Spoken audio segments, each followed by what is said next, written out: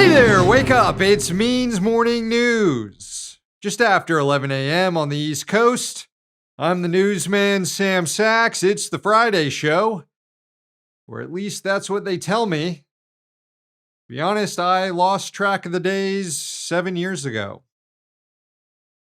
Just too many of them. They just keep coming.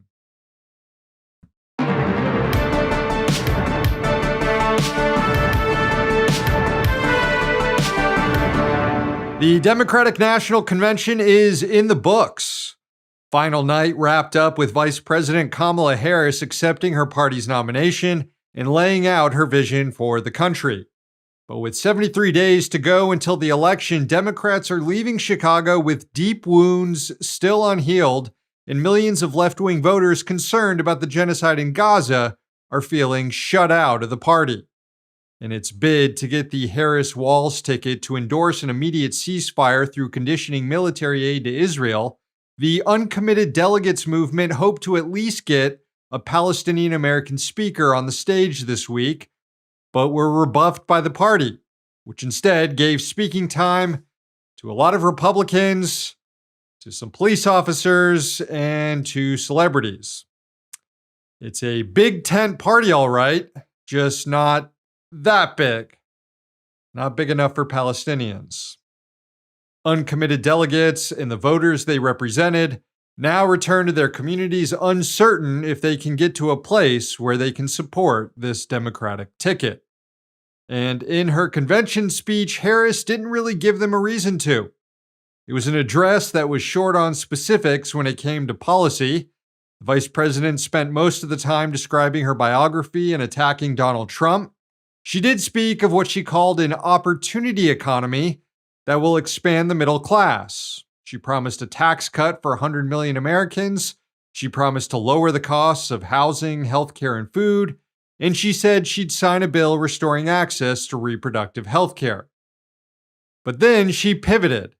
And instead of signaling any sort of break from the Biden administration on Gaza, Harris coughed up a full-throated defense of current U.S. policy in Israel and U.S. imperialism in general. Take a look. As Commander-in-Chief, I will ensure America always has the strongest, most lethal fighting force in the world. I will make sure that we lead the world into the future on space and artificial intelligence, that America, not China, wins the competition for the 21st century, and that we strengthen, not abdicate, our global leadership. And as president, I will stand strong with Ukraine and our NATO allies. I will never hesitate to take whatever action is necessary to defend our forces and our interests against Iran and Iran-backed terrorists. I will not cozy up to tyrants and dictators like Kim Jong-un who are rooting for Trump.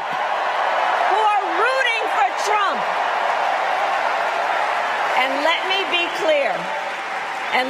be clear, I will always stand up for Israel's right to defend itself, and I will always ensure Israel has the ability to defend itself, because the people of Israel must never again face the horror that a terrorist organization called Hamas caused on October 7,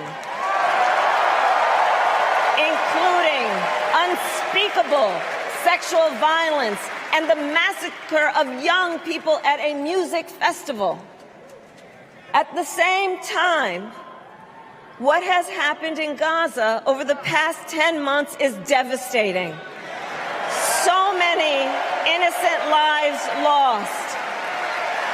Desperate, hungry people fleeing for safety over and over again. The scale of suffering is heartbreaking.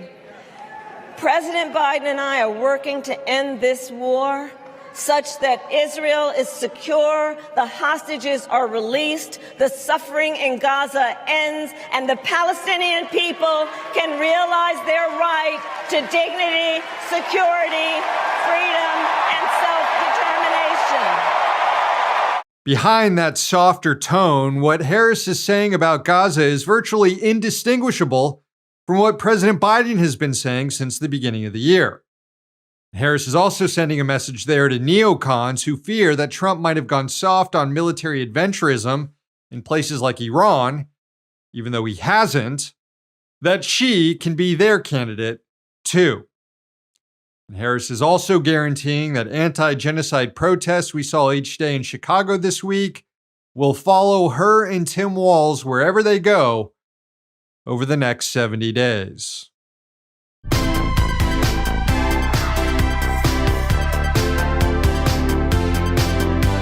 Amazon can't keep dodging the Teamsters at the negotiating table.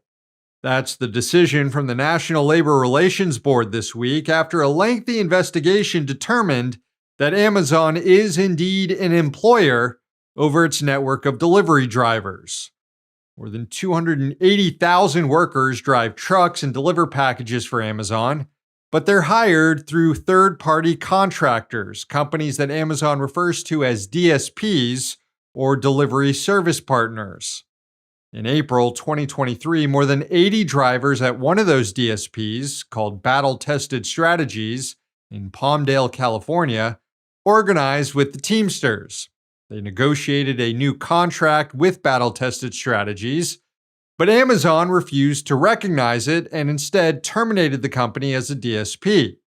The drivers have been on strike ever since, and have picketed at more than 50 Amazon warehouses across 10 states.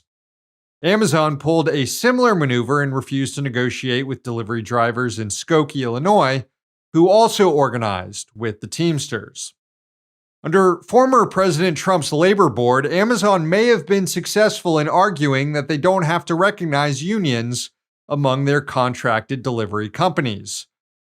But the new look NLRB under Biden issued a joint employer rule that expanded the definition, which now includes companies like Amazon.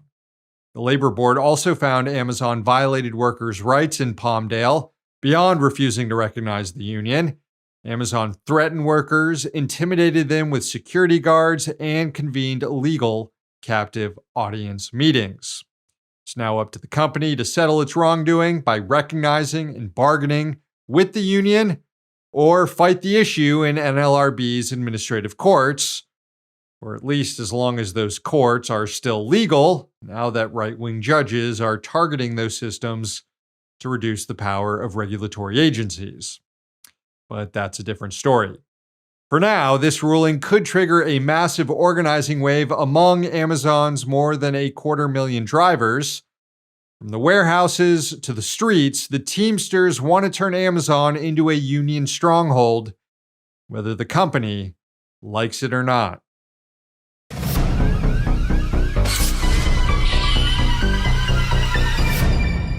When it comes to the genocide in Gaza, beyond Israel, it's hard to find countries more culpable in the crime against humanity than the United States, which is providing the weaponry used in the campaign.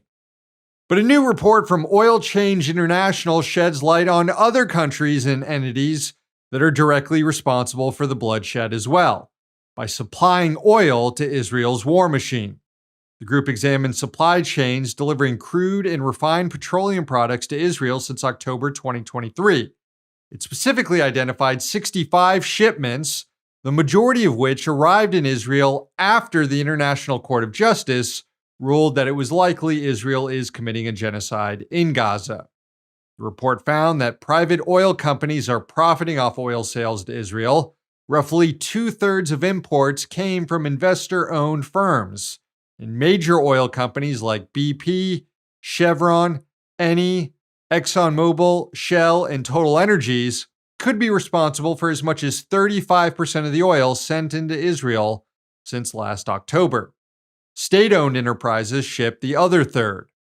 The U.S. is providing the majority of jet fuel to Israel and leads the way among all countries in delivery of petroleum products, followed by Russia, Brazil, Albania, Greece, and Italy. And most of the crude oil flowing into Israel is coming from Azerbaijan and Kazakhstan, from fields operated mostly by BP and Chevron. Oil Change International did highlight one country that actually stopped its energy exports into Israel amid the genocide, which is Colombia, which put a coal embargo on Israel in June. Prior to that, Colombia was supplying 50% of Israel's coal imports. Now, I'm not a lawyer or anything, but I do know that the Genocide Convention extends culpability beyond just the armed forces doing the killing and the government officials ordering it. It also extends to persons that help facilitate it. That's why we call Joe Biden a war criminal too, and it's also why we need to start calling individual businessmen and oil executives war criminals as well.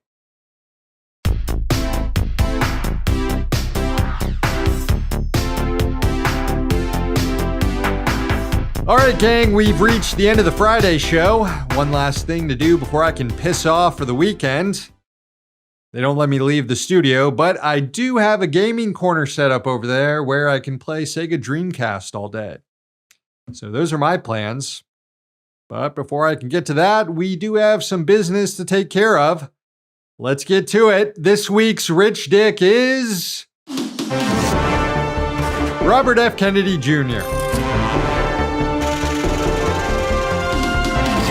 Yes, the RFK Jr. campaign for president is now in its terminal stage, which means this is likely our last chance to name RFK Jr. a rich dick, at least related to his political endeavors. Kennedy is expected to officially end his bid for the White House on Friday during an event in Arizona. He's also reportedly set to endorse Donald Trump after months of negotiating with the former president to get a role in his administration. Earlier this week, Kennedy's running mate, tech billionaire divorcee Nicole Shanahan, provided some insights into what the campaign is thinking at this stage. Here she was on some podcast called Impact Theory, which purportedly helps people master their mindset and business skills. Sounds like a bunch of garbage, but here's what Shanahan said anyway. There's two options that we're looking at, and one is staying in, forming that new party, but we run the risk of a Kamala Harris and Walt's presidency because we draw votes from Trump, or we draw somehow more votes from Trump, or we walk away right now and join forces with Donald Trump, and you know, we walk away from that and we explain to our base why we're making this decision. Just tell your base the truth. You're a couple of rich clowns, and at the end of the day, you want to at least make sure your taxes get cut. I mean, if this was actually about building an outside grassroots movement to challenge the dominance of the two parties in the American political system, as RFK Jr. claimed at the onset, then the campaign has the resources to keep going, to build a new party infrastructure to ensure ballot access in states, as Shanahan laid out there. But it's fear that staying in the race could lead to Harris being elected that now appears to be driving the decision to end the campaign. As political reporter Dave Weigel at Semaphore noted, that decision is going to screw over a number of local state parties that made deals with RFK Jr. to give him their ballot access. If he drops out at this late stage and doesn't receive votes, then those parties could lose that ballot access in the future. Although I guess they only have themselves to blame for entering into a partnership with RFK Jr. But still, a campaign against the two-party system could actually now end up strengthening that two-party system. But hey, maybe Kennedy and Shanahan will get a couple cushy ambassadorships out of the whole deal. But only people of enormous wealth could have kept such a disastrous campaign going for as long as RFK Jr. and Shanahan did. And now we should all be thankful that RFK Jr. won't be president of the United States. But he's still a guy who rode around New York with a dead bear in his car trunk before legally dumping it in Central Park. He's still a guy who hung out with Jeffrey Epstein, Bill Cosby, Roger Ailes, and Harvey Weinstein, and then for some reason bragged about all that. He's still a guy who thinks Jews are immune to COVID. He's still a guy who supports Israeli apartheid and the genocide in Gaza. And he's still a guy with literal brainworms. And you can't take that away from him. Just like you can't take this away. Robert F. Kennedy Jr., you're this week's Rich Dick.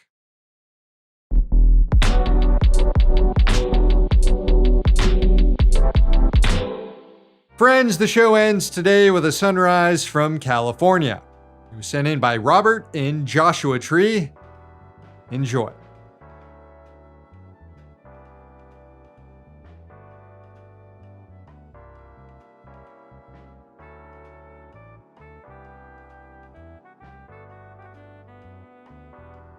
Thank you, Robert. Show's over. Thank you for watching, and thanks to the team behind the scenes. Please sign up for Means TV, subscribe to our YouTube and podcast channels, and follow us on social media.